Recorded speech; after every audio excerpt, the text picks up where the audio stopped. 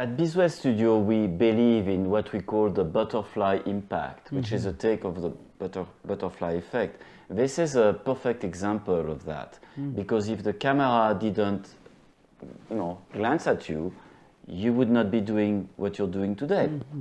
Probably not. Yes. Could you, when you reflect back at that moment, how significant was that for you? Well, after working with Hollywood for over 20 years, I was given my instructions by my elders and my ancestors to walk away from that part of my life because I was going down the wrong road of ego, greed, material gain. And I was told to walk away from that, and I went and spent the next 6 years from 2009 to 2015 in the wilderness and understanding and healing from my emotional, my mental, my physical, my spiritual being, finding that balance from my childhood trauma. But in the interim, on the 6 years I was there, I came to understand that everything happens for a reason. And I was destined to be at that time when the camera came and took my life down a different road. And now I know why my life has become what it is now, in a sense of being as a four-directional human being. And I say four-directional because I am trying to understand who my people are prior to European contact. The term indigenous is a colonial term based in Latin, on the Latin language. When I say four-directional, I'm talking about who I am as a human being, meaning there's four-directional, everything we look at life as four-directional people, as indigenous, is there's 4 times in a day, there's 4 seasons, 4 cardinal directions, the 4 aspects of us as a human being, the emotional, the mental, the physical, the spiritual, and there's the 4 sacred medicines, the 4 times in a day, and the 4 races of the human family.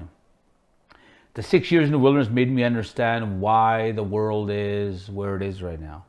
This collective spiritual awakening that's happening in this world right now is to remind a human being how we have forgotten about our higher power, how we have forgotten about our fellow human being. So when you talk about this butterfly effect and this interview we're doing right now, this was set since the beginning of time. This was predestined.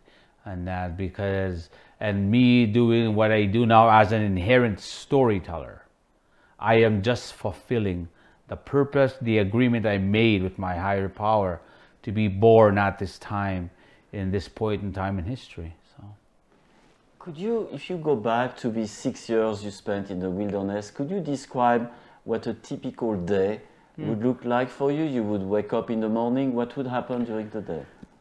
Every day I didn't know what was going to happen every day because I wasn't in control. I had surrendered ultimately, absolutely, to my higher power, and understanding that whatever the Creator had me to work on, the emotional, the mental, the physical, the spiritual part of my being, and it could be working in the community or being out on the land doing ceremony or sitting in solitude and listening to the silence to understand what the ancestors were going to relay to me. And I never lived the same day twice.